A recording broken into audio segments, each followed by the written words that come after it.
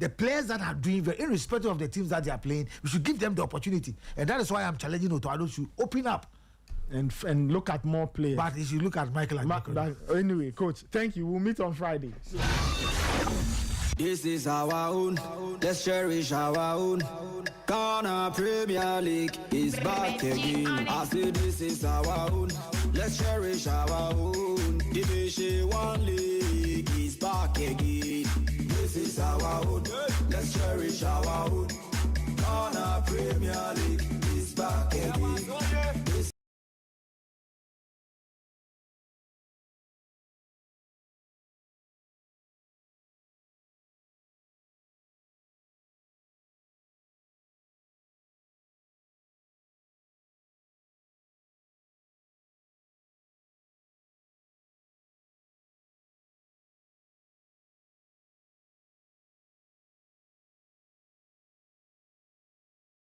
Good morning, Nathan. I'm good. How about you? I'm fine. How was your weekend?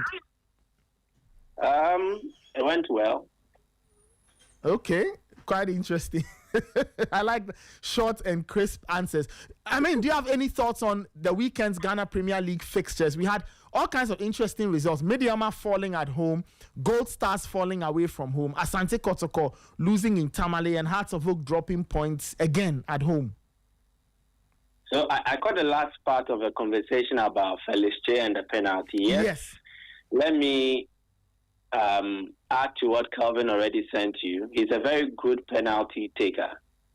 He's very good at that. From Karela, Midiama, he's taking quite a few penalties. And even those who know him from close, especially from his training sessions, they will attest to the fact that he tries it during some of their training sessions. So I don't find it surprising that he will step up to take a penalty for Midiama. He's one of those goalkeepers who also are is very ambitious. And so I expected him to score. I think it didn't go right. And this will probably pass as one of the bad games that Felice has had in Midiama colours. And if there were calls for him to be considered for the Black Stars, especially as we approach the World Cup, I think everything that happened in that game against All United would do him not so much good in terms of making a case for his selection or his invitation to the Black Stars. But he needs to chin up. He needs to get back to the proverbial drawing board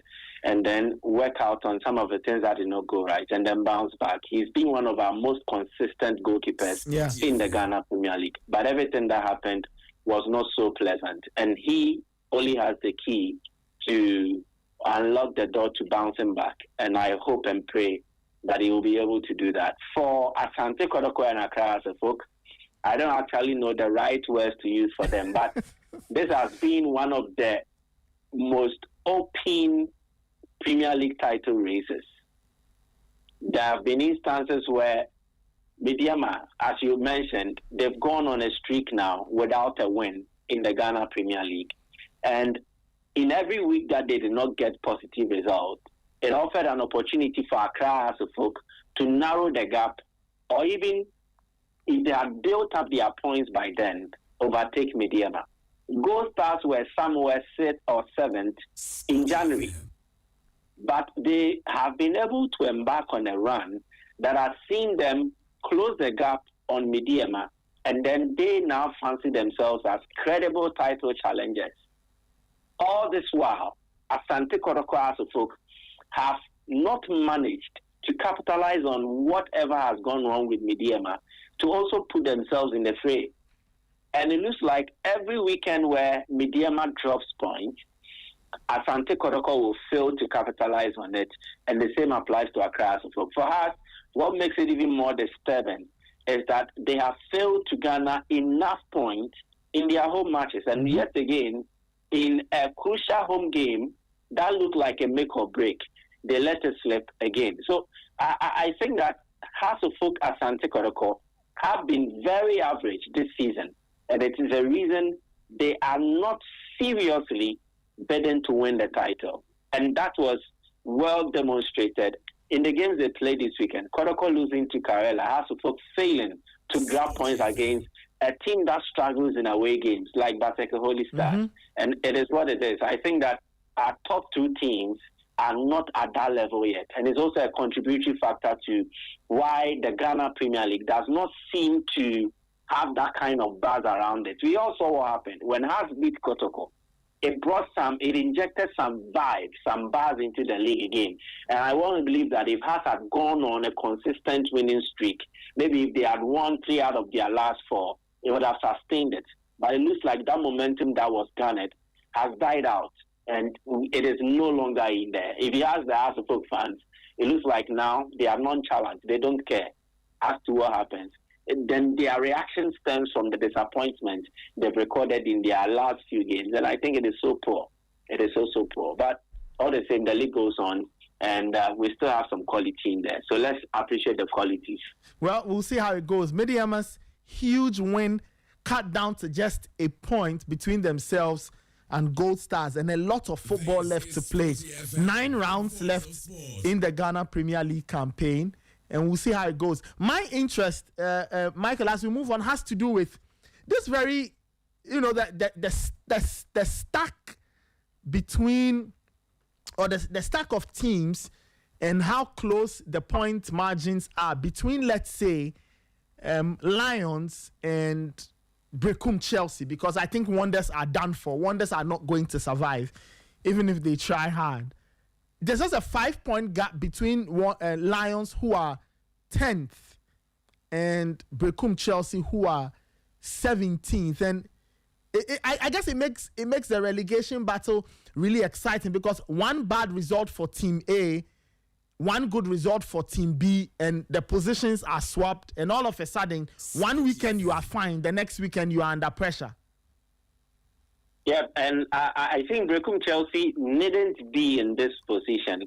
I saw the politics they were trying to play some of their supporters, that it is an establishment that is against them, but they've been very poor. And in a season where they've sold a lot of their key players, you expected them to maintain some level of consistency. Don't forget, they sold their captain, Zakaria Fuseni, to Asante Kotoko. And then in his place, they brought Michael Ewa-Mensah from Accra Asofok, former Nations FC player. He seemed to have formed a wonderful partnership at the back there with Seidu. But unfortunately, the consistency that they had in terms of the midfield composition, it's been basically broken. Kwesi Solutu Badori, Vincent Klueje, at various points in time this season, have had to travel abroad for trials or for opportunities to sign for foreign clubs. Yeah. And all these developments have affected the rhythm. I know a lot of people will blame Samuel Bodu's coaching, but if you study carefully this Chelsea team from March day 1 until now, you will know that they've not really had a sustained level of performance, because players come in and they go. They come in and they go. They are not able to retain a lot of their key players. And it's affected how they prepare for matches. And so it's not surprising to see them where they are currently on the table. Swedro All Blacks, as you mentioned, in the 16th position, their season looked to be going well at various points in time. Supporters' agitation. It eventually led to the exit of their Egyptian coach. And now they are caught in a web, because they've won just one of their last 5 matches. And looking at how things are going, their major strength is in their home games. They played away against Heart of Lions this last weekend. They lost. And then they played at home against Mediama. They drew. But it looks like almost all their away matches have been lost. Against BBN Gold Stars, against Holy Stars, and then against Heart of Lions. And they failed to score away. So it means they need to maximize their home matches to try and turn around their fortunes in the league. But at the same time, you have All United, who recorded a spirited performance against Mediama to win away from Mumatakwa, and always seems to be on a run. They have won 3 of their last 5 matches. They have gone unbeaten in their last 4 matches in the Ghana Premier League. So what it means is that they are on a revival mission. And if you compare to the other teams that are battling relegation, 11 Wonders, definitely the seal has been put on them that they will be relegated. They have 9 points. And it looks like, unless something odd happens, 11 Wonders will be relegated. Now, the remaining 2 teams to be relegated, if you check the teams from the 13th position to the 17th position. It is only Hull United that has a very good form, or that have been on a very good run, because they have not lost in their last 4 games. They have picked 3 wins and a draw in their last 5. So they look like the sure bet to sustain a certain momentum, get enough points to put themselves out of trouble. But for Brecum Chelsea, Swedro All Blacks, Young Apostles, even Bechem United, I dare say that they would have to take the matches as they come and they go, and then see what they make out of their home games. And it will be an interesting relegation fight. It is going to be very interesting. As it stands now, it's not so clear to point out which team will suffer the draw. But it is the Ghana Premier League, and teams can miraculously find form in their last 5 games and win all of it. So let's see what happens. But I think so far, the team that I can actually bank my hopes on and trust to beat the draw is Hull United, judging by what they have been able to do in their last 4 matches. For the other teams, I can't really say much about them because they've not done a lot to convince me. We'll see how it goes. It's a very complicated time in the Ghana Premier League. 9 games left, and teams are trying to secure their spots ahead of next season. Michael, just finally on the Ghana Premier League, any result stands out for you from all that we witnessed over the weekend? I don't think any result will beat that of Hull United away at Kakwa. It was a grand occasion. Mediama had prepared really well for this game, and the whole Grace Ashley bet, trying to whip up enthusiasm, trying to make sure that the occasion was grand enough to the extent that the players will buy into it and also record a win. And Mediama had won on a certain run. They had not won in their last 4 matches before United. They had drawn their last 3 matches. They had gone to Swedro, and then they recorded a draw against Swedro All Blacks. That was seen as a positive result, judging by the away game they had embarked on. So the whole conversation was on the beating Hull United to relaunch themselves and then assert their dominance atop the GPL table. But again, Hull United stunned them. And I've seen Hull United do this. They came to Abrankese, they took a lead against Nations FC, and Nations had to really dig deep to find something from the game. So I've seen how they play their away games, and they are gradually coming to terms with how the league is played. And Coach Riley mentioned they were not beaten against Samates. They have found a way to make sure that they will pick the most points from their away matches. At home, they will beat you. When they play away, they will pick a point. They went to Doma to draw with Diana. They beat Samates at home.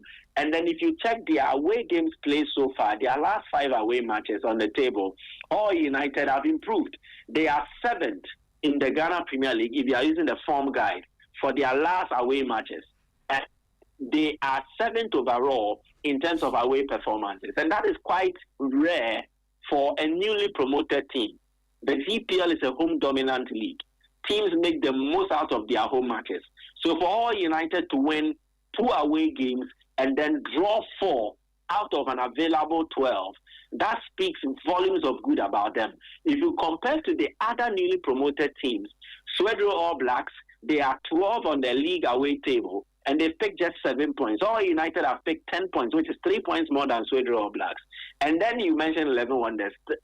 For them, I don't think it's even worth it mentioning their away form, because we know they are the poorest team in the Ghana Premier League. So I think All United have mastered how to win away matches. And of the away games, their win against Mediama adds to it. But they have not been beaten in 3 of their last 5 away matches. And that is very impressive. So it explains why I said they look to be on the run. At home, they are winning their games and making the most out of it. If you compare their home form as it stands now, All United have won their last 2 home matches. And then away, they have not lost in their last 3 away matches. And it's very positive. So Mediama knew what was at hand. And then they needed to stamp the authority as the best team and the most consistent team in the Ghana Premier League so far.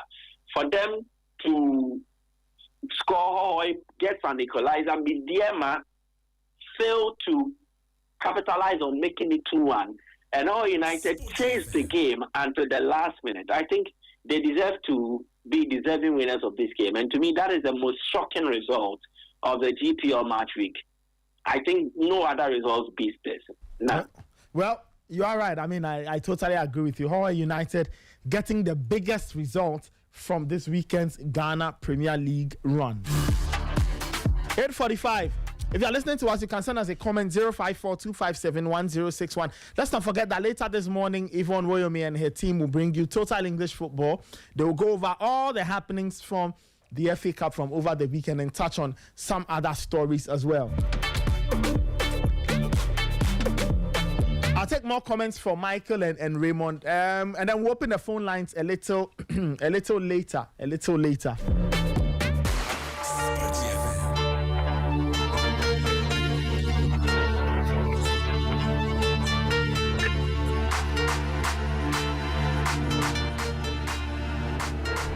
All right, let's do the Sporty breakfast. You know what? Maybe we'll take some calls.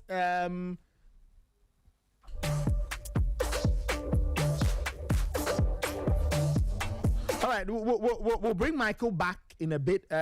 Michael, let's take some calls from listeners. We'll bring you back in a bit. So maybe grab a quick cup of tea, and then we'll bring you back to talk some Euro stuff. A quick cup of attire. What do you mean? At 8:40 something, why is somebody drinking attire? But he's not fasting, so he's free to drink attire. He's not.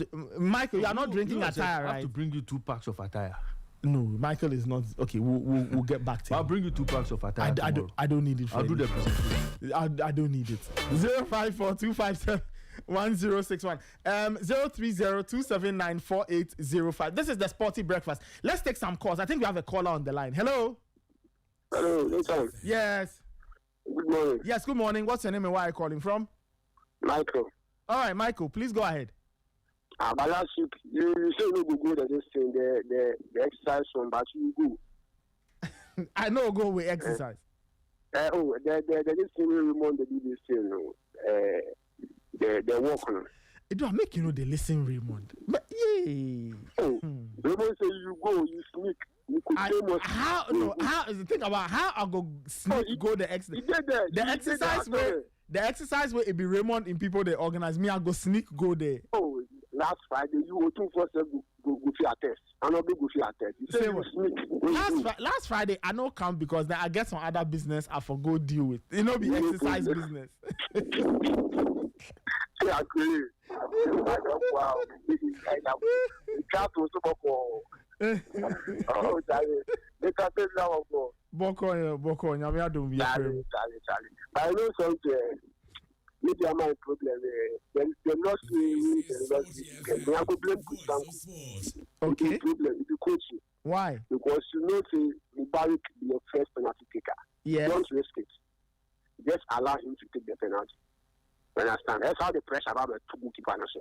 And yet, another thing is, Otoko the House of Folk Master was saying is, they are not taking advantage of Messi and Kosovo top between the top two. They are not taking advantage of House of Folk. You have the coach, but they don't have the players. Otoko, you have the players, but they don't have the coach. You are defending all right too, but then you are not scoring. How will you take it? You see their problem. Yep. When was the last time House of Folk scored 2 goals? You remember? The last time Hearts of Oak scored 2 goals. 2 goals, yeah, it must have been against Wonders. So, but it's been a while, though. It's been a while. You see their problem. You see, we said defense wins you championship, but attacks wins you. But as opposed to this defense, you Kramon, defense,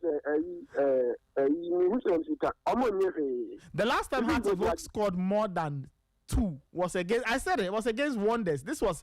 More than 1, more than 2, more than 1, more than 1, more than 1. It's true. Against Wonders, this was 24th January.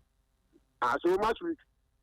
24th January must have been what? Like match week 23 or something. So you were team where the one win Ghana Premier League match week 24 now. Master, therefore be serious. Also be serious. Because before that, no, Hearts of Oak, the last time they scored 2 in the league was in November. Oh, Nathan, so this is where the talk now. Why we say defensive go win the championship, but as a folk, the Oma cancels happening. Even that the defense will not win them a league. As it not go win them anything. It not go win them anything. So the ball they play, and now you get Frank Duku and George Paco as your strikers. I'm question. I see, and Hamza. And I'm question. So apart from Mauli, are you in front? He's not an national striker. Yeah, he's not at all. So what are they going to do? Is it their problem? Then as Anti Kotoko, you have the players all right too, but coach no or Nyade. You see, so these two clubs they're not taking advantage of Gold Stars and Mediama because both of them lost.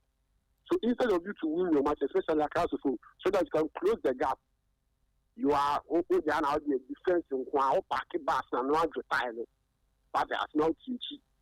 Now, 0-0. You see, it's not going to take you anywhere. So they should be serious. They should take advantage of Mediama and Gold Stars. And by Mediama, they should be very careful. They should be very, very, very, very careful. Because they are very risky. Because next man, they are going away. They are going away.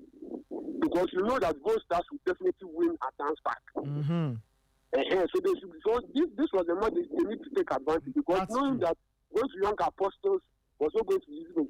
Gold Stars. They have to win this match so that they can extend the lead. Because right now it's 1 point. So Gold Stars will be coming to Dance Park. When they win their match, you going to away. And record show that for the past 4 or 3 matches away, Mediama are no good. Yeah, that's true. That's true. So when you drop points, Gold Stars take advantage. Then they win. Then it's casket. You understand? All right. So they should be very careful. Okay. Thank you very much. Michael, thank you so much. 054 257 1061 054 257 1061. What did you make of the sporting weekend? Give me a call. Let me take this caller. Hello. Yeah, hello. Yes. Nathan, good morning. Yes, good morning. What's your name and where are you calling from? Voice of Sport. Yeah, my name is Richard, calling from Hope. All right, please go ahead. Please, I wanted to ask you, what was wrong with House of Folk? What is wrong with Hearts of Oak? That is the million CD question. So last season we were all against Ouattara. Ouattara was no good. Ouattara was not playing free-flowing football. Yeah. But if you clearly look at Ouattara's team, he had a very good defensive side. Yes. The problem was he was not scoring. Yes. And that was why a section of the fans were against him. Yes. They went ahead and brought Didi. Yes. Now Didi going into this season, also the same problem. But you know the most amazing part. What's that? Instead of them focusing on the squad, they changed the home ground that has been House of Folk home ground since we knew to University of Ghana. We've left now that the pitch is okay at Accra Sports Stadium, we've left Accra Sports Stadium, which is our fortress since the inception of this club. That the home ground is no more favoring us. So it's the UG Stadium that is favoring us because of a certain top 4 display. And when we came back to the UG Sports Stadium, what has been the result? What has been the result? We played with Bekum Chelsea. We played 0-0. Bekum Chelsea 0-0. I was at the missing all kinds of chances. Vision FC caught Bekum Chelsea last. Just this? Yeah, it was this weekend, yeah. And scored 3-0. 3-0 against Bekum Chelsea. 3-1. It was 3-1 actually. Okay, 3-1. Sorry, 3-1. A team that 3 goals. A team that has could not beat at home. So what is happening? What's happening in the club? And you see, why some supporters are now getting angry is because of the demeanor of the players. They are not taking responsibility. Okay. They are not taking responsibility because some players have been in this club for more than 3 years. Example is what's the name? This winger of ours, Kakari. He has been in this team for almost 3 years now, and he cannot take this club. He cannot take responsibility. He cannot show that he has been in this club for so many years. With Linda Ntange, Sani came and left. Hussein came. You have been in this club.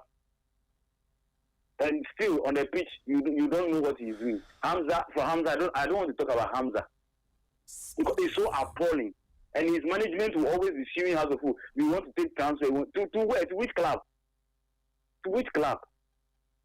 Please, the way they are handling the club is affecting. A lot of what's the name? A lot of people love House of Folk, but they cannot come to the stadium. The momentum was rising after that Kotoko, and all of a sudden they brought the momentum down again. Okay, all right. They brought the momentum down again. All right. So Nathan, me, Charlie. House of Folk, the Nkoyi. Thank you so much. Thank you so much. 8:55. Let's take more calls. 054-257-1061. I'm happy that two callers have spoken about the Ghana Premier League. 054-257-1061. I don't know what else people want to say, but why not? Let's hear from them. Hello. Good morning, Nathan. Yes, good morning. How are you doing? I'm fine. How are you? Yeah, I'm doing great. How was the weekend? It was okay. Okay. Yeah, this Emmanuel. Yes, Emmanuel, please go ahead. Nathan. Emmanuel, you never tell us where you are calling from. Where are you calling from? Oh, I did some secret area. Why? The area doesn't have a name. I'm on the road. Okay, no problem. I be this thing. I be heavy load driver, so I'm always on the road. You are always on the road. I like that. Yeah. Let's hear from you. Nathan, after 59 years, you haven't learned anything. You are still not learning. Oh, why do you say that? Making the same silly mistakes. I don't know. If GBFIC, what do you call them? Whatever they call themselves. They can't do this job. They just hand over the job. But just put simple measures in place. Ambulance. I don't know. What is wrong with it? What is wrong? I don't know. Just simple thing.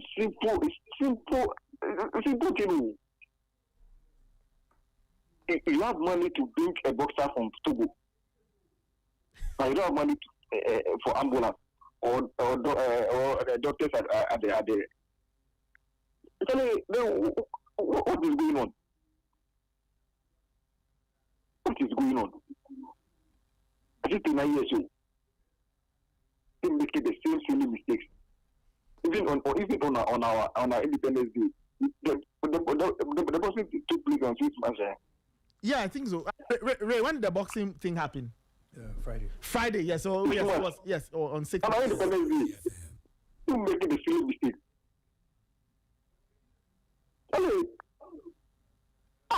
We are not learning. We are not learning. As a nation, we are not learning. We are not learning anything at all. And after Didi, I don't know why he's still as he just resigned. He should resign. The man is frustrated, though. The man is frustrated. And as a serious club, tell me, why will you leave a smooth surface and go into the legal surface and the account surface? Which one is the best? But you know, by the time Hearts of Oak left, they said things were not working well for them at the Accra Sports Stadium, so they decided to change the venue. I was not this same thing that the Grasshoppers were playing on. Yeah, but that's the you leave a good surface to go and play in the ball where I play the ball. The ball is steady on the foot. That's what they like. Are they even serious? I don't know why Didi is still stretching like wasting his time at the answer. I don't know why. So you should just resign and go and sit down because this will give him BPO. This place on the field will give him BP. They can't even track the ball, can't even shoot the ball. Okay. This place are just useless on the field.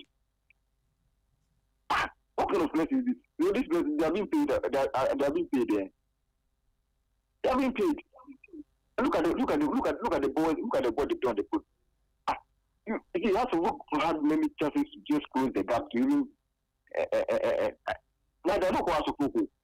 They are called House of Draws. House of Draws. They are called what? Hearts of Draws. House of Draws. House of you.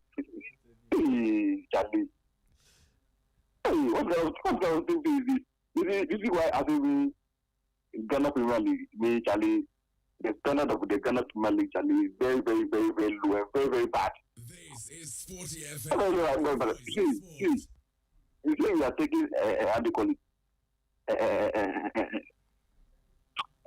Bijamasari. Bijamasari. See, the way we are going to consider that World Cup, it's only God that will come to. It's only God who will talk for us. Okay. Because in this Ghana Premier League, you don't have any clinical players in this Ghana Premier League. They can't even shoot. The strikers are very, very wasteful in this match. They can't even play shot on target. So, after this video, I was saying that we're taking to the World Cup. You have to go and get a standard goalkeeper. Like who? Maybe you can go. Like who? I'm not saying you shouldn't go. You can go and go sit on the bench. So which goalkeeper should we take to the World Cup? Atizigi will be better. Really? Atizigi will be better. Atizigi is playing the world. He's playing the Switzerland League. Okay. Can you compare the Switzerland League to the Ghana Premier League? Okay. All right. This thing that there are something that we call balls on fair ball. This is like the people make it and that mistakes on fair ball. Maybe you are going to work up. You are going to meet better strikers. I retain. I mean, you are going to meet how do you call it? This Kramaric or what do they call it? This Croatian striker. Kramaric, Andre Kramaric. We are going to meet better strikers. It's not Ghana Premier League standard. It's not Ghana Premier League standard. But the point is, Michael.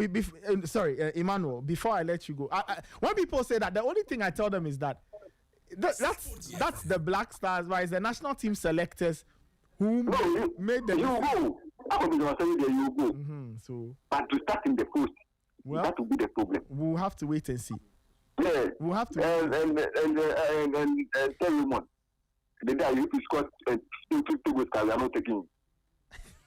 Okay. If you score 50 goals, we will not go. You are not the coach. You have moved on. You have moved on from the day you. Okay. No, Raymond, you have moved on from the day. Okay. I'll tell him. Emmanuel, thank you so much. Thank you so much for the call. 2 minutes after 9. Let's take some more calls. 054-257-1061. 054-257-1061. Let me take this caller. Hello. Hey, good morning, Nathan. Yes, good morning. Hello, yes, Honorable. Please go ahead. Hey, Emmanuel, everything is against everything. I tell them clearly, Emmanuel, what's up? You are talking about Begenolashari is going to meet a Croatian striker. Which keeper do you prefer we should take to the World Cup? He says Atizi. You don't want it. He says Atizi. You don't want it. Ati who is he? How many goals has Ati conceded? Many times he is the pool. You see the headline is all over the weekend.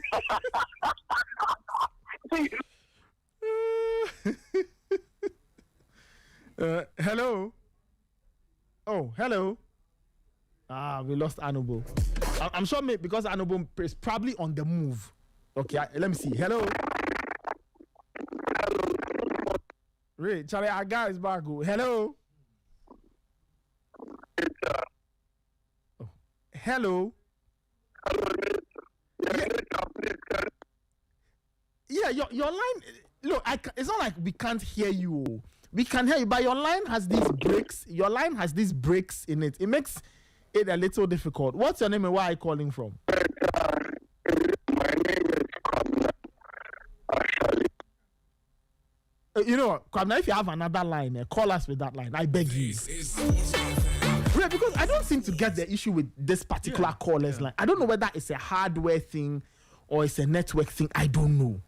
I think looking at how consistent it is, the hardware. Maybe he needs to check his phone. Okay, maybe. Let me take this caller. Hello. But he should keep trying. I mean, would love to hear. He has been trying, sir. Let me take this caller. Hello. Hello. Yes. Hello, Ed. Nathan, good morning. Yes, good morning. What's your name and where are you calling from? Oh, this is Ellie from Spinters. Okay, please go ahead. I've been trying to call you since the 2nd of March when I saw when I saw your picture and madam on Twitter, the way you were enjoying. I've been trying the line since then. I've not been able to get you. Maybe almost. I see. Today is exactly 1 week. Yeah, today is exactly I see. You've been trying for 1 whole week. Amazing. I've been trying. Anytime I try, the number has been jamming. Oh, I don't know. So today, I think I'm able to get you. I just want to congratulate you. Thank you. So, the journey is not easy, but may God give you more grace. Amen. It's not. It's no problem. It's never easy. Yeah, some of us are in it, so we don't want to. It is well with our souls. It is okay, well. Yeah, all the way. Yeah. We I don't know why Emmanuel is against everything. Let me tell you, this goalkeeper, Benjamin Asare is not a bad goalkeeper. The artist that he's saying, it's not that we've not seen artist before. He's been here before. You know that everything is international. That means that the thing is good. Our local league might not be one of the best. Yes. But let's be fair to ourselves. We have some of the best talents in our local league. Just that they are not developing the talent. See the goal that the Nations FC striker scored over that. Yes. If it was scored by any other player, maybe international player, we'll be here praising them. Look at our pitch and look at how the guy was able to score that goal. That should even tell that if they get a better pitch, they will perform more than this. So Benjamin Asare is not that bad. You can't compare. I think he's playing the Swiss League, but every day St. Gallen, he concedes. It's not that we don't watch him. St. Gallen against Tom last week when they played 2-2. Go and see the howler that your man committed. They played 2-2. Tom, the team on top of the Swiss Premier League. Even yesterday, they went away to score Young Boys. Mm-hmm. So I think he concedes. I'm not sure. I don't know the last time St. Gallen played a match without conceding. When it comes to clean sheet, I think it's not there. So I think that we should pack him somewhere. We always talk about international. We were here when Ofori came from South Africa. AFCON 2021. See the howler that he committed. Or that guy is not called Ofori? Yes, Richard Ofori. That goalkeeper. Richard Ofori. Was he not playing international? Is he not an international goalkeeper? He plays in the South African League, one of the best leagues. But he came to the Blasters and we saw the mess that he came to create. Those times, that's why I said Samia J is one of the goalkeepers that Ghanaians will never be fair to that guy. Proud to the 2006 World Cup, see the work that he did. We took Olele to the World Cup. Olele has never played any better club international. Blackpool. Name the club that Olele played. He did not play for a Champions League standard club, but Samia J won the African Champions League with House of Hope. He performed at the highest level. But Ghana, if somebody is playing Azerbaijan League, right, the guy is better than somebody playing the African League. If somebody playing Bulgarian League, somebody playing Armenian League. Those leagues are not rated. Even the Swiss League that he said, it's not one of the best leagues in the world. You anytime you know. The Swiss League, you play the Swiss League. After you go to a championship group before they determine the winner. How many Swiss clubs come to the Champions League and perform? Young Boys and Co. This is to say that they come once in a while. Barcelona and Co. They just come and make 1 euro and go back. So Benjamin Asare, they shouldn't. Me, I'm a Kotoko fan. But when we are talking about goalkeeper right now for the Blasters, nobody. No Ghanaian goalkeeper across the globe is better than Benjamin Asare currently. If you want to be fair, House of Oak is not performing, but the guy is doing his peak in the goalpost. Yeah. And it's an individual start. Even though as a whole the House of Oak they are not scoring, the guy is also not conceding. He's making some of the crucial saves in the league. So Emmanuel shouldn't go there at all. That we are going to meet Hurricane and go. Croatia is bringing an aging team. That Kamari that is saying those players are not best. They are not playing the team right now at the highest level. Kamari is an Austrian or one of the Bundesliga clubs. What is it doing over there? We don't fear. Even a whole Germany, we're able to play 2-2 with them. So you shouldn't mention that at all. I said Blasters, we are not good, but we never disgrace ourselves when we meet the big boys. They always find it difficult to score the Blasters. You can talk about Portugal. You can talk about Germany. You can talk about Uruguay and Co. Our team is not good, but when they meet us, they don't find it easy at all. So that one you shouldn't mention Benjamin Asare at all. We have some of the best talent, but just that the league, they've decided not to pump money into the league to develop the players. That one is not fault of the players. It's the fault of the organizers. Thank you so much. Have a nice day. All right. Thank you. 9 minutes after 9. Let's take a few more calls, and then we talk about some European football. All right. Let me take this caller. Hello. I lost out. My line dropped. Yes. Yes. Yeah. So Please let go me ahead. continue from where I stopped. You see, they are not going to resign unless the minister fires them. If we put you in place to restructure the hostel for us, Okay. hostel is number one, our cash cow, number one cash cow in Ghana sport. But it's just that football is famous than hostel. If someone is telling me I'm lying, they should show it. Hostel is what has taken us up there from the days of Baba Yara. We've been there. There's some you people who've been playing it. Yeah. From the days of Asuma Nelson, DK Poison, all those people, they are the ones that have given Asuma Nelson is a hostel Hall of Famer. Something that belongs to the big boys in America, in the Mexican, and those people. Azuma Nelson is there. Why? Because of what he did for us in terms of hostel. But we are playing some games. We are playing like I don't want to say politics. We are playing games with this boxing team. And when one boy decides to do his promotion, then every hell is rolling. Then everybody is running helter skelter because it is one boy who comes from a presidency. So everybody should do things right. You invited a boxer from Togo. This is a professional fight, and there was no ambulance. Goodness me, there was no doctors around the ring. What are we doing? And please, House of Folk, my team, please, I beg you. This league was there for the taking. At the point, sorry, listen, I'm driving around. Okay. I'm moving, so Okay. forget about it. It's featured by the roadside. You see, the league was there for the taking. At the point in time, we saw that media was falling. The adrenaline was finished. They were finished. So it was just a matter of time that we keep dropping points. Instead of us pouncing on it and going, the only thing we have in the team is Benjamin Asare, giving us numerous of things, numerous of classic and important things. But the strikers are playing as if they are playing quarter to quarter.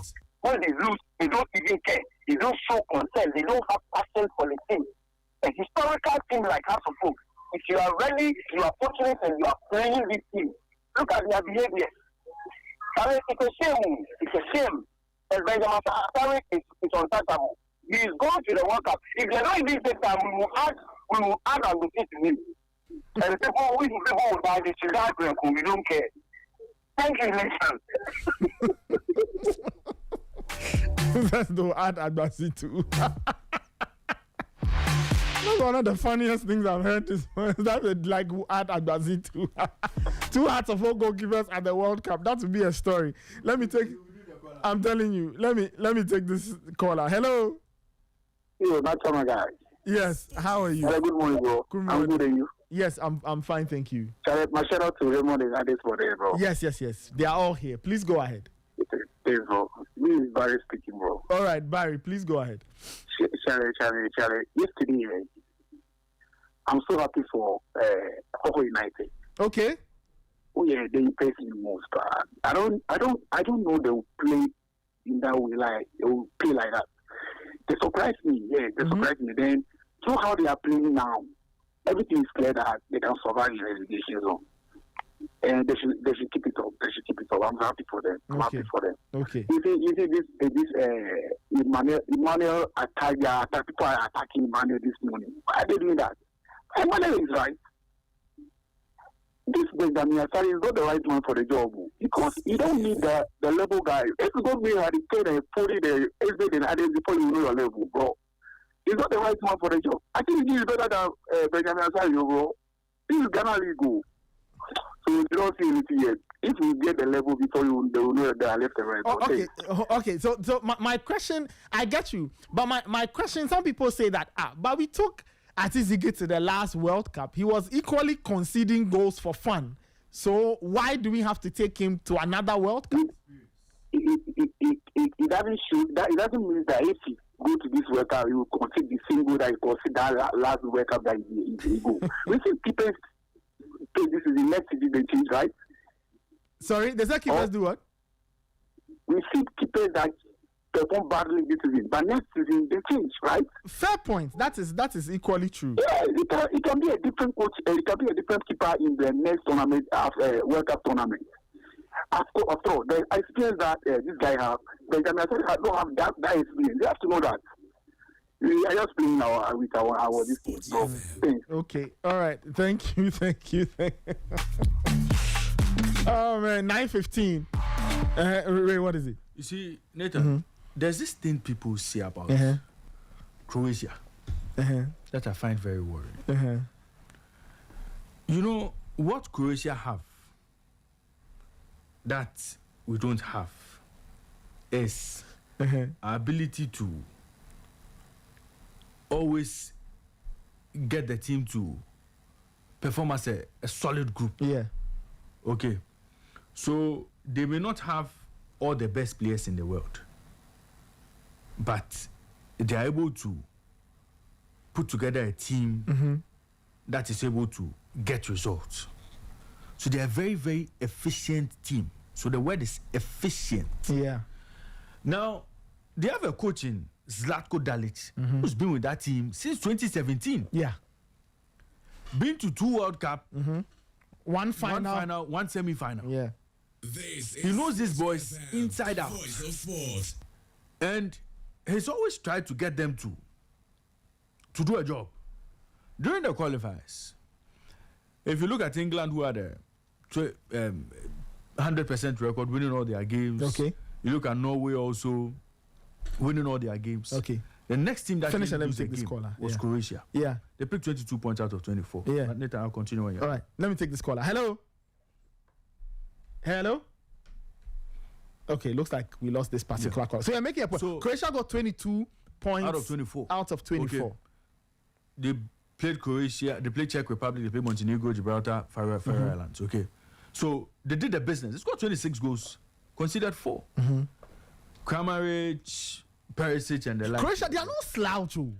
It is true. The team may be aging. No, Nathan, the team is not aging. Just 3 or 4 players have aged. So Modric, who's likely to go? Modric, 40. Perisic. Then you can talk about Kramaric. I mean, these are the players many people are saying they've aged. Yeah. Because Kramaric is still scoring at 34. Yeah. He's still scoring goals. Yeah. You see, Modric at 40, still at AC Milan, playing a big part role there. You can talk about our good friend, Perisic. He's also in there. Yeah. You know, so for me, I think that where the position those players play, what they are supposed to do there is to use their experience to put the ball at the back of the net. Yeah. And throughout the qualifiers, Kramaric and Perisic have done that. You should be worried about them. Anything that comes up against them should be worried. Oh, yeah. Now, when you look at their defense, Nathan, go look at their defense. See the players in there. Livakovic is still in post at 31. Fine one. 31 for a goalkeeper. You are young. Absolutely.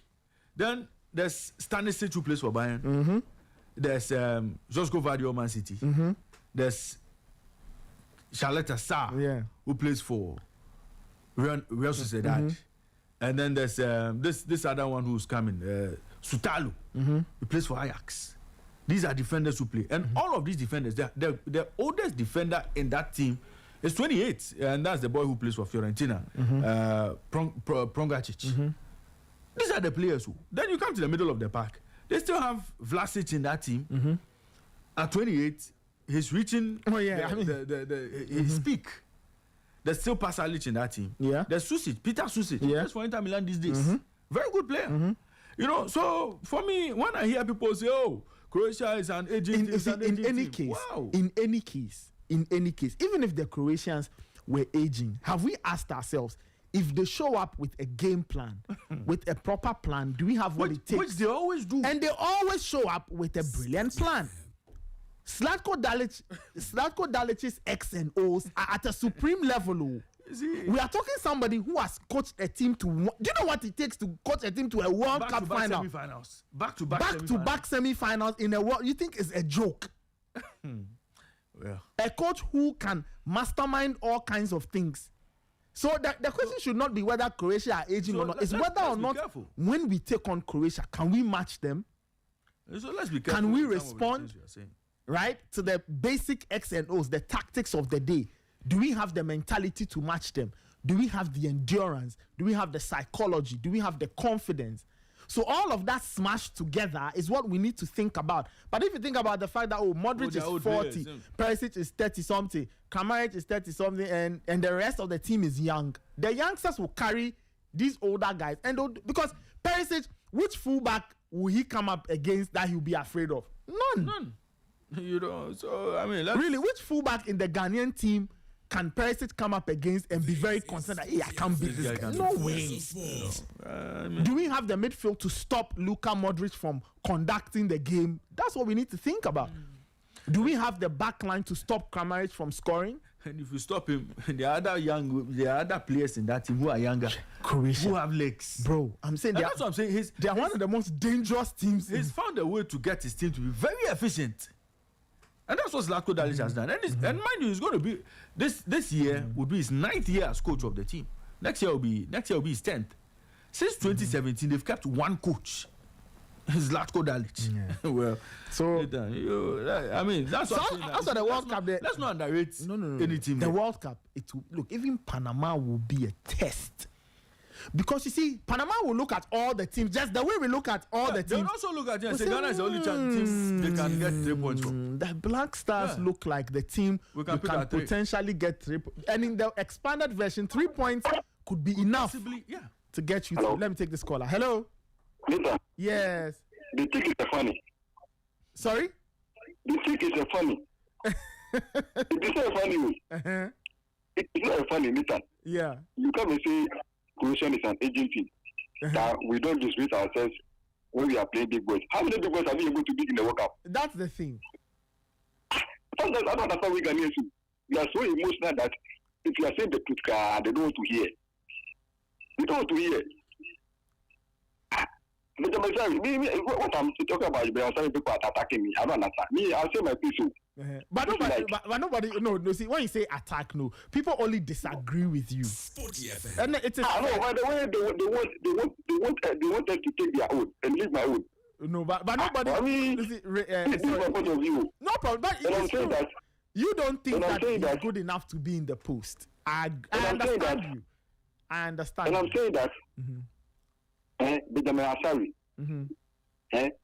What strikers is this facing in the Ghana Premier League? Okay, but you see, Emmanuel, my counter to you is that how Asari. You see, I always say that sometimes we make it look like Asari was sitting in the house and then they said, "Oh, go and be Black Stars number one." We had a Black Star. I'm coming. We had a Black Stars number one. Okay, we had a Black Stars call up. 3 goalkeepers were called. It was Annan, Asari, and Atizigi. And then the national team selectors looked at all 3 and said that, you know what, we think Benjamin Asari should be in the post. So I think what clears up all of this is that maybe the Black Stars selectors should come and explain to us why Asari is number 1 now. Maybe they will, maybe they will not. But it's a decision they have made. You understand the point I'm making? I understand you. See, people play tournament, people play qualification, but they don't get to start in the tournament. Fair point. That is very true. So what is this about of we getting a better keeper to be in the tournament proper? There's nothing wrong. But Emmanuel, my question: what if after all the friendly games, the national team selectors still insist that it is Asari who has to be the number 1? You see, listen. You people are saying Panama. You see, Panama are also discussing their country. Ghana is the weak link. That's where we can get our 3 points. Fair point. And it is if they. I don't know why they think that they have Panama on the ticket. Like they can give to Panama anyhow. But that's one of the difficult matches we are going to play. That's true. And Croatia is a tournament team. A World Cup back-to-back semi-final. It's not funny. It is not a funny. Like my friend would say, it's not a funny. What's that? You see what this country. All right. Thank you so much. All right.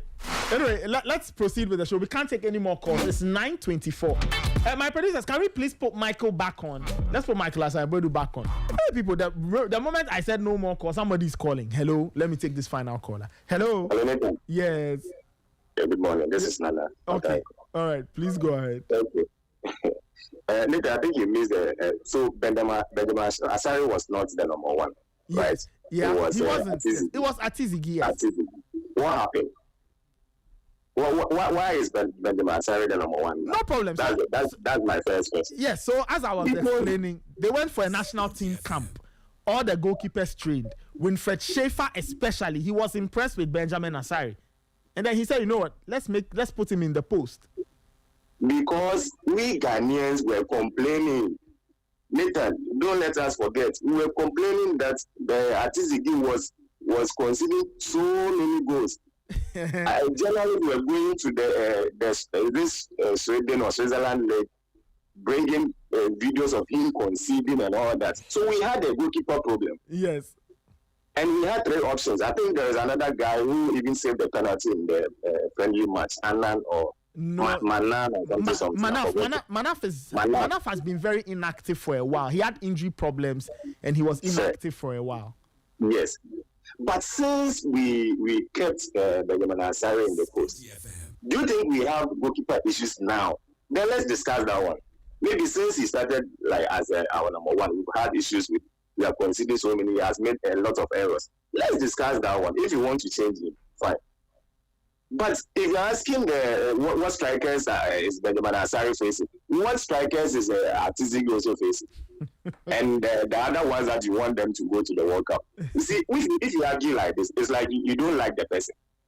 Mm-hmm. You see, the basis is that if you think he's not doing enough, bring start. Maybe he's not good at this point. Maybe you prefer this one to this. But there's genesis to this. Somebody was in the post. We were complaining that the keeper was not good. I don't think the Schaefer man would just go to this and recommend that Benjamin said. Mm-hmm. If everything was fine, the keeper was doing everything okay, we were just saying the goalkeeper. And since we changed him, has he been good doing what? We said that the games that we've been playing are mediocre games. That's why it's not considered. And so I don't see where, if you see this Blasters team, is the goalkeeping our main issue? And let me move to another thing that I think, you see, we don't have to beat Croatia to qualify. Mm-hmm. You understand? And then sometimes you see there is what the team sees and what the average Ghanaian will see. Mm-hmm.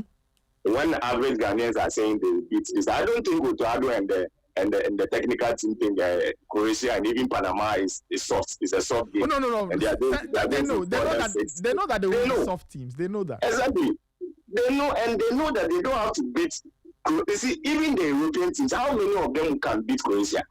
Even the Europeans themselves, how many of them can beat it? So this one is just qualified. It's not like it's a league that sometimes you have. You need to qualify to the next group. Yep. And if you look at the group, yes, Panama will see us as the opponent that they can beat. Yep. The same way we also see them as the Ofunfo in the group, isn't it? That is fair. That's true. If you cannot beat Panama, I don't see how we are going to qualify. Maybe then we plan and look at maybe how for Panama, I'm looking at the strategy would be to attack and win. Mm-hmm. But for Croatia and England, I don't think the strategy would be the same. Mm-hmm. So nobody is saying that Croatia, they are coming with old players and all that. I don't think we are planning to beat them. The idea is that let's qualify. If they score us, we still have to attack. And things happen. That has been Senegal who went to beat France. I think before the game, people would have said that no, they can't beat France. Mm-hmm. There's been the Blasters who went to beat Czech. They were the second best team in the world. They were ranked number 2 as at that time. Mm-hmm. We would have said the same thing as we are saying now, that we cannot beat them. So things happen. Mm-hmm. So let's look at it. I wanted to say the last time, maybe you don't have enough time. But I can't have to folk. I'm a hard fan. I've been telling you this thing. You see, let's relax with the players. You see, if you are no good, you are no good. It is like when you are betting, when you are betting, there are some things that you yourself, you know this thing. It is difficult for this team to be, let's say, Man City. It happens once in 1,000 times. How to folk, if you look at Mediama, if you've been watching the Ghana Premier League, the Accra Heart to Folk squad, it is not, I think the coach is not even doing good. Mm-hmm. The team is not good though. The team is an average squad. And what has happened to the team? I think now we cannot even sign players. I think Because he's banned or something. Hearts are under a transfer ban. Can you imagine like this squad that we need to, even in general, we should have improved with an attacker or something. I feel bad for the coach. And with the way we bash him. This thing, even like what is his name? Hamza is not now. This guy is not improved. I mean, it's like you know this player is not good. Mm-hmm. But you are hoping that it's like you are going to watch him and hoping that he will turn into prime zero. He is not good. Maybe some few, if you are good, Benjamin Azari is good. Some of the center backs, they are also okay. You look at the midfield. Charlie, even moving the ball 1-2 passes, I don't know if it's the pitches to have been saying this. Maybe we should look at our pitches. Because sometimes you will see some fluke go be, but consistently you will not be seeing like those kind of play. There's one player at Medium, I think he was at Accra. That player, you can see if he's playing on a good pitch, his quality. You can even play for the Black Stars. But majority of our players, like 90%, it's like the same players that I see at Tema and then Afinia playing. There's nothing different. Maybe it's the pitches as well. Okay. Because sometimes the passes are not that smooth. So let's look at that. I don't think Hearts of Oak fans should be bashing the coach. This is what we have. Let's just accept it. Okay. All right. Thank you so much. 9:31. Michael Asaibedu has appeared on our screen magically. Quick one. You're finished, and then we you see again. When people come and tell us that, we played Czech Republic, who were second, number 2 in the world, and we beat them at our first World Cup and this and that. Again. Do they know the squad we took to that World Cup? Yeah. Maybe they need a reminder. Sami Eje was imposed. That time he was playing at Ashdod. Then he was 25 years of age. Okay? He was 25 years. Hans Edu Sape at 29, he was playing for VfL Wolfsburg. He was playing week in, week out. There was a certain Asamoah Gyan that time who was only 20. Playing at Udinese. And at that time, we knew what Gyan was made of. He was in form. Yeah. But even that, Gyan wasn't at his best, but you could tell he would get there. Yeah. Osei Kufuor. That was when he had left Bayern. He was then playing for Roma. Yeah. He was not playing in Italy. Yes. But with all his experience, he was in that squad. Then John Mensah. He was playing for Stade Rennes that time. He was 23. And that time, we all know the form he carried to that World Cup. There was Emmanuel Papu. You remember Papu? Yeah. He used to play in Israel that time. Yeah. Then we took Sheila Iliasu Kotoko. Michael Essien. Yeah. Michael Essien, then 23, was playing solid football for Chelsea week in, week out. Yeah. Derek Boateng was playing for AIK then in Sweden. Then our good old Steven Tornado appeared. Then the Fenerbahce god. Yeah. He was in form when we went to that World Cup. Sule Ali Muntari, young boy, Udinese, was taking the league by storm. Alex Techimensa, I remember Alex Techimensa. I was playing Senegal and then Habib Mohamed. We took Habib Mohamed. Yeah, he was doing well for King Faisal then. Yeah? Then we went for Matthew Amoah playing for Borussia Dortmund at the time. Yeah. Matthew Amoah doesn't talk plenty, but he'll do the job for you. Then Daniel Quay, playing on the local scene, playing for Hearts that time. We took him to the World Cup. Yeah. Then we took Aminu Dramani. We took Ricardo. Remember Ricardo? I remember. Very decent player. We took Razak Pimpong. Otto himself was part of that team. Okay? Let's ask Otto today. That team he saw in 2006 and his own team in 2026. He'll tell you, look, there's a vast difference in terms of the playing time of these boys, the consistency of these boys, and their performance today. They are nowhere close. Olele went to pick Olele from Ankara Sport and brought him to displace our good old Sami Eje. Is that not what we did? Nathan, look. Then Issa Ahmed then was playing for Randers. Nathan, the squad we took to that 2006 World Cup, there was no Zuku player in that squad. There was no player who was warming the bench. Or there was no player who didn't go to that World Cup on the back of consistency at club side and massive performances week in, week out. Remember John Pencil? John Pencil was playing in Israel that time. Yes, for Apple Tel Aviv. Yes, I remember. Super player, true of us. Bro, then he was. Let us look at our team today. If we even do a mock team, let us calculate their playing time and their consistency. Apart from Semenyo today, and possibly a Kudus who return from injury and come and play week in, week out. Our next best player is our local boy, goalkeeper, Benjamin Asare. That is the Black Stars we are talking about. You won't dare compare this team today to that team in 2006. No way. And then these boys moved on to 2010, and you could tell that it was thanks to the experience they gathered from 2006. They moved it on to 2010 because a lot of them had grown in age and wisdom, and they were still performing at that level. Then KP Batty and Co came to beef up the squad. Look, Nathan, we've seen World Cup squads, and we are telling you that look, from what we've seen from 2006 to 2026. This will not be our strongest squad at the World Cup. Okay. Michael, as I read, is joining us. Michael, good morning. Once again, can you hear us? Okay. Michael can't seem to hear us. Michael, can you hear us?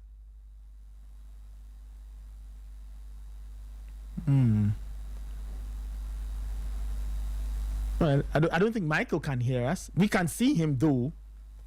But anyway. Yep. I can hear you. Yes, Michael is back. We can equally. Yes, I can hear you. Yes. We can hear you. Let's just run through some of the other things that happened in Europe from over the weekend. I can hear you. Yes. You cannot hear me. I can hear you as well. So that's that. Let's quickly talk about the Emirates FA Cup. The Emirates FA Cup happened over the weekend. It was Friday, Saturday, Sunday. There's a game on Monday. But Michael, just your biggest takeaways from the FA Cup games that were played between Friday and Sunday.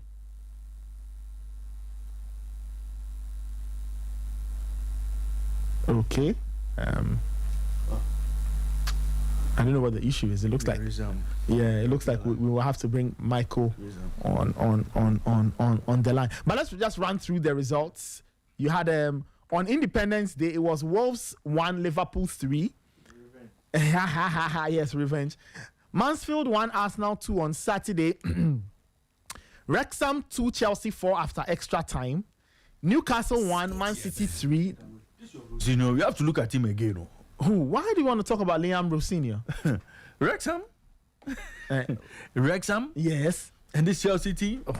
Anybody who starts for Chelsea, any player who starts for Chelsea in the FA Cup, yes, should be doing the business. Yeah, you see, but in full time against Wrexham. But the point is that, Ray, you know that some of these championship teams can be quite tricky to deal with sometimes. Nathan, look at the team. Starting 11. Adarabioyo. No, let me start from Sanchez. Adarabioyo. Yeah. Sa. Badiashile. Defenders. Yes. Josa Champo. Andre Santos. Okay. Romeo Levia. Ato. Garnacho Neto Dilap. Nathan. If these boys cannot beat Wrexham. Yeah? Nathan. Championship team Wrexham. Then Nathan. It's a serious matter. If they can't beat Wrexham, then it's a serious issue. Yeah. It's a team, you see, in the championship, when you look at the top 6, Wrexham fall there. Yes. Within that top 6, they've conceded as many as 45 goals. Okay. Only Hull City have conceded more goals than them. Okay. And you have Garnacho, Dilap, and Neto up front. And you are struggling to break this team down. Chelsea played all the football. Played 68% of the ball. Hit as many as 21 shots. They allowed Wrexham to hit 19 shots on target. Do you know Wrexham finished the game with a better exit than Chelsea? Well, I mean, that's not too weird. Liam Rosinha, he has to answer questions. He has to answer questions. He took Chelsea players through pain. Okay. Let me go to the line. Chelsea fans. He took them through pain because as at the 78th minute, Chelsea were losing that game. But they came back to win, right? No, I'm saying as at minute number 78, Chelsea were losing that game. Yes, but they came back to win. Or you don't think I told you this is your Rosinha guy. Let me bring in Michael. Let me get YouTube manager. Yeah. Content creator manager. Michael, your thoughts on Wrexham 2, Chelsea 4. Raymond says that there are question marks about Liam Rosinha. Do you agree with that? Do you agree with those perceived question marks? Nope. Definitely, he's not Chelsea's perfect manager.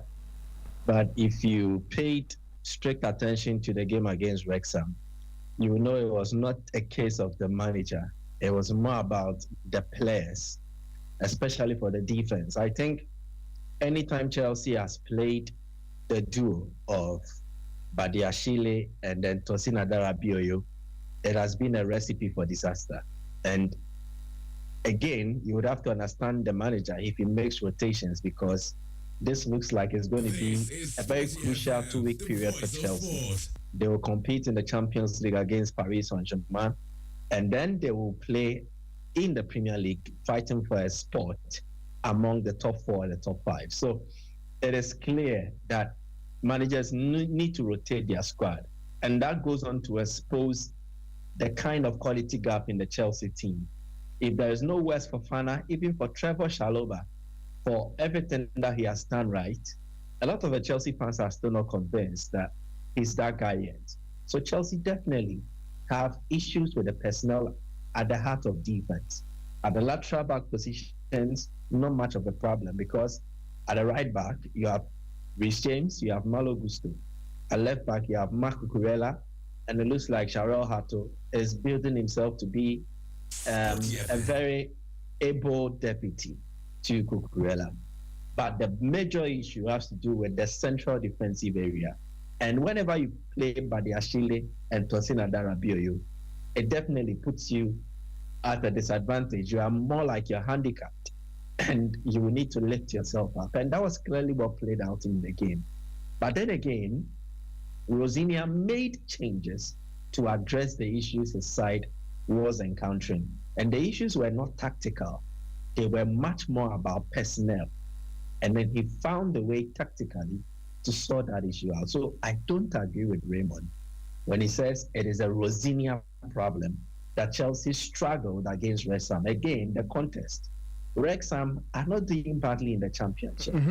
I watched Fulham at home against Southampton, and this is the FA Cup.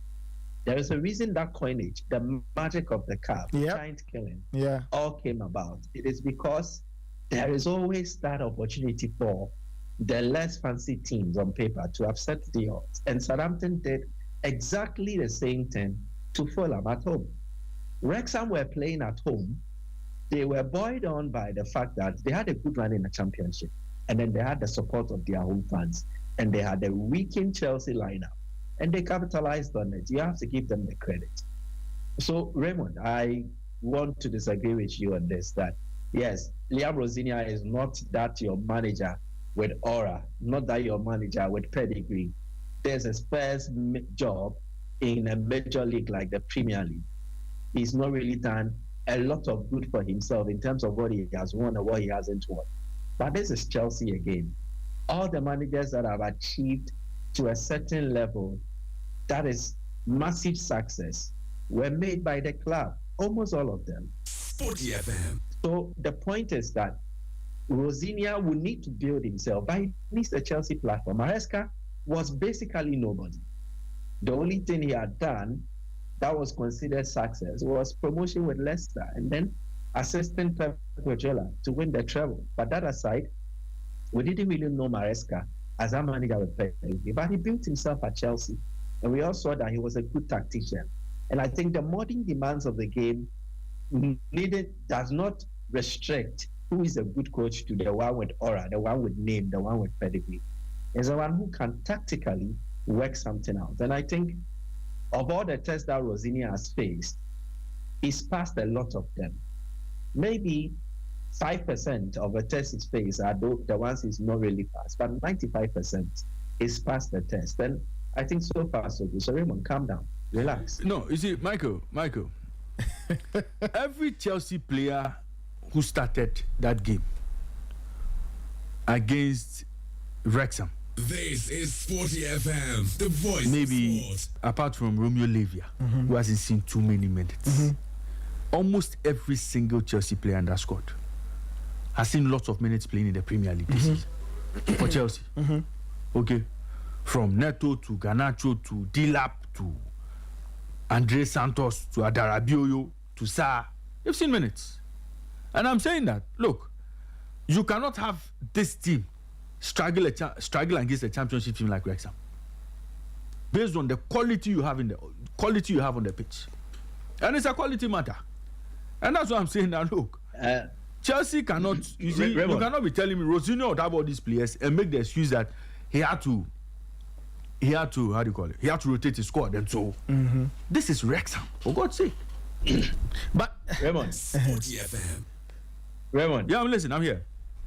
Would you believe me when I tell you that the back line that played against Wrexham, that was the first time they were all lining up together? But we've seen that with Chelsea all season. Today it's Adarabioyo and Chalobah. Tomorrow is Tosi. And I mean, we've seen Chelsea do that almost all season. No. Even against Arsenal, it was Sarr and Chalobah. A defensive partnership we hadn't seen in years. Okay, you wait. Again, when everyone is fit and it's a must-win game for Chelsea, can you tell me of the 3 central defenders that played in that shape, how many of them will start in that make or break game or that must-win game for Chelsea? Or any of them could possibly start because they are very good defenders. They are very good defenders. Very good defenders. But they are seeing Tosin and Darabioyo. No, but Ray, when you listen to a lot of people who watch the Chelsea games closely, you can see the running theme of Badiashile and Tosin, and a lot of people, like sometimes. And Michael, maybe you can tell what seems to be the problem whenever those two play together, or whenever one of them is in the back line. Okay, so they say that Badiashile is so bad that it is in his name. Badiashile bad. You see the point in that he's a player that has lacked consistency. I think by far the best game he's played in Chelsea colours was that game in the first round against Liverpool this season. That is one game you can actually pinpoint and say that yes, Badiashile has given us quality in terms of performance. But that aside, his performances have been jittery. He's been shorn of confidence. You actually see a player who is not comfortable doing what he has to do. And to me, I look at it and the problems are many. The factors or the reasons behind his non-performance, there's a psychological aspect, there is the self-confidence aspect, and then there's also the player issue. I don't think he's that good. Okay. That is the point. He is not that good. Tosin Adarabioyo has had one running theme about his weaknesses. Play the ball over the top, and if he has to chase it with an attacker, he is always second best to it. He will lose the ball, and it will become an issue for Chelsea. So these are players who have not made the grade yet in terms of how Chelsea fans assess them. If you ask any Chelsea fan that if all players are available, they should make their final 11 to play against Wrexham, they will make not less than 6 changes to the team that started against Wrexham. And they will make changes to the defensive structure or the setup. Romeo Lavia was playing his first game for Chelsea in over 5 months. He started the first game for Chelsea in over 5 months. Andre Santos has not played with Romeo Lavia before. And they are to anchor the midfield to support a defensive structure that had not played together before, made up of players who are yet to make the grade. Jose Champon was playing in a new right wing back role. Delap is a bad debt that Chelsea would need to write off. So Raymond, I get where you came from. Wrexham put together a team that was very comfortable playing with each other, had rhythm, and had the advantage of the home fans also backing them. They were spurred on by that. And it was a very changed Chelsea setup. So it was not surprising that Liam Rosinia did the changes that he did in the game.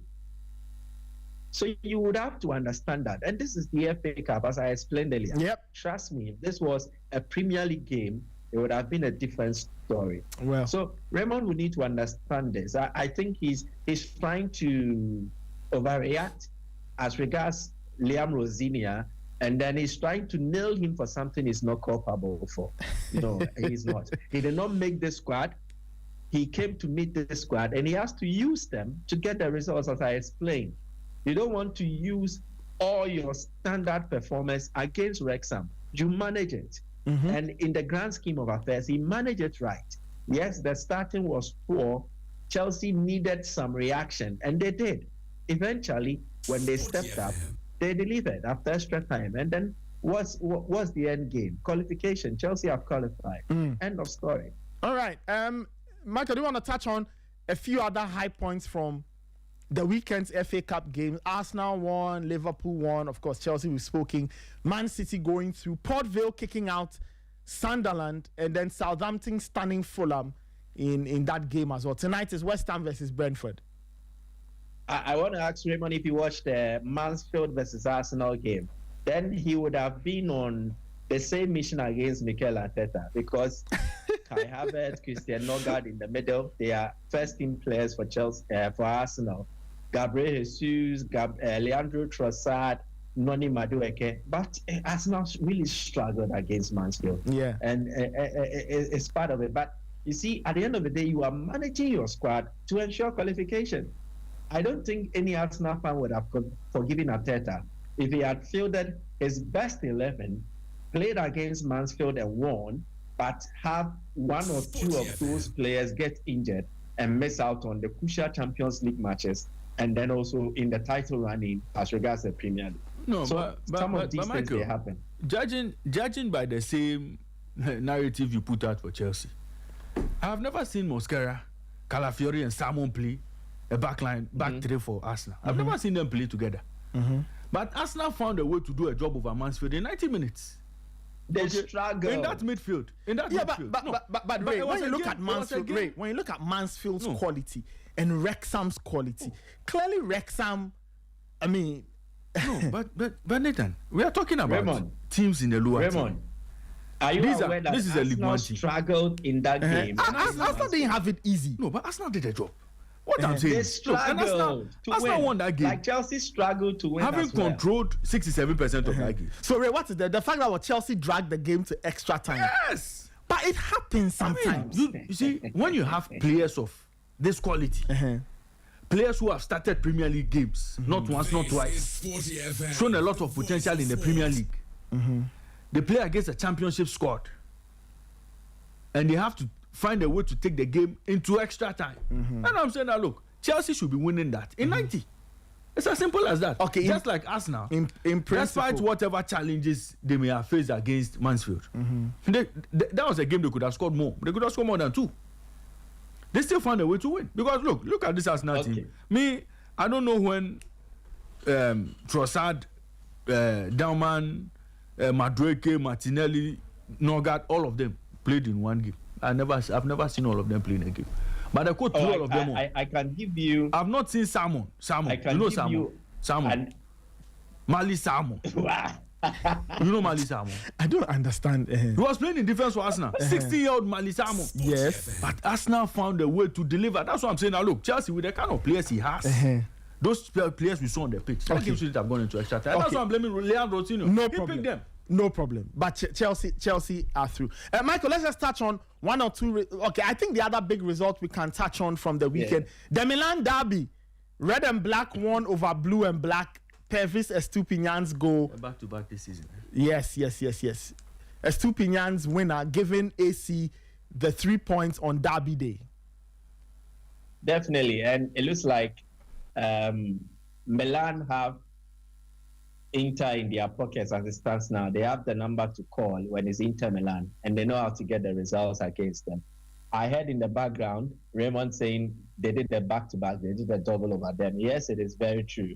It's a double for Milan. In fact, after defeating Inter Milan in the first round, Inter went on a 15-game unbeaten run, and that was halted again by Milan. So clearly it points towards the fact that they have mastered how to beat them. And it's not just this season. It stems to previous seasons and previous competitions that they've played in. In fact, you would have to travel beyond the last 2 or 3 years. The last time that Inter beat AC Milan was April 2024. So in the entirety of 2025, Inter did not beat AC Milan. And then we are in 2026. They played just a game. and it's still the same Milan dominance. The worst for Milan in this period has been a draw, but AC have been beating Inter when the need arises. So that is one factor. And then two, Christian Kibu might win the league. It looks like they will win it because it's 67, 60 points as it stands now. But I think one area of scrutiny that will make the top officials at Inter Milan to seriously consider him as to whether he's the right guy for the long-term future of this club will be the results that he has got in the big games.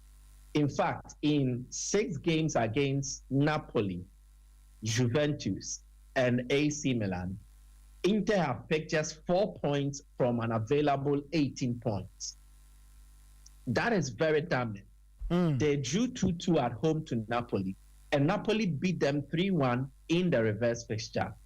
They lost back-to-back 1-0 defeats to AC Milan, and then they beat Juventus 3-2, but it was a game that dragged on at home, and then they lost away at Juventus by 4-3. So in all the big games against the traditional top 4, it looks like Inter Milan has been struggling. What they've done right is they've capitalized on the inability of the likes of AC Milan to beat the lower table teams or the middle table teams.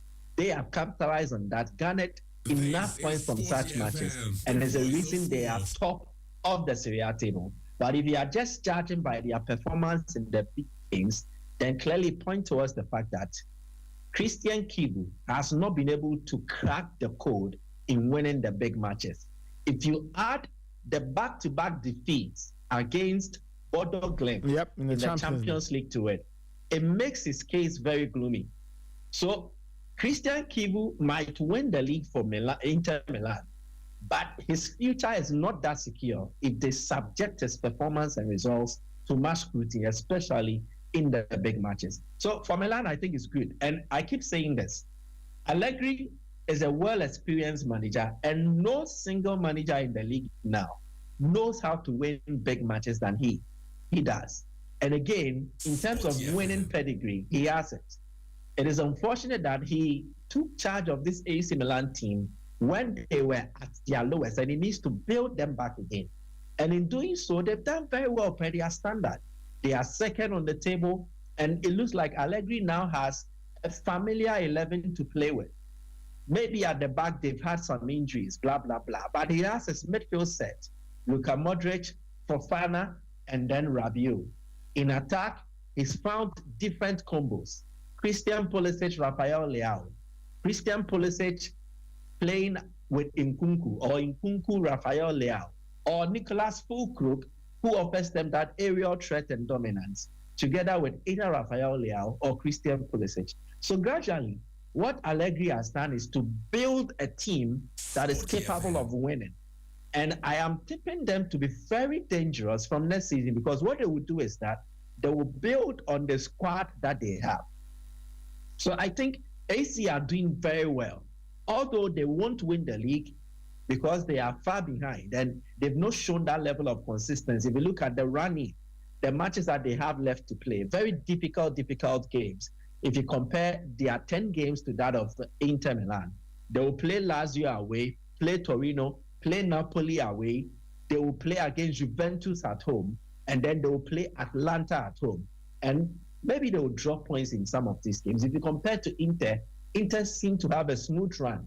And judging by their performance against the teams that are not so convincing, they will play Atalanta at home, Fiorentina away, Roma at home, Como and all that. I think it favors Inter more in this title race, judging by the gap that they have. But what Milan has done is that they've built a solid platform. The team has been structured on pillars that is formidable enough for them to add on in terms of the personnel, and they become a formidable force from next season. But Milan deserve the victory. They know how to beat Inter, and they've mastered it. And that was exactly what translated on the field of play.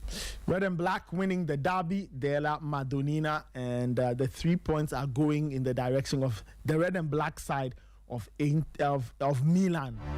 Anyway, I think we'll wrap it up here. Michael, thank you so much. We'll catch up later. Enjoy the rest of your day. Okay, thank you very much, Nathan. All right, thank you so much. Thank you to Raymond. Raymond was with me from the start.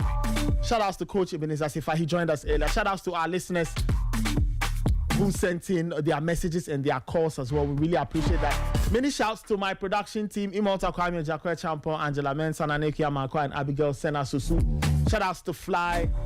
Shout outs to my DJ Fidelis. Shout out to Nana Kwame Labi, who was on earlier. Shout outs to everybody. Thank you so much for tuning in. This has been the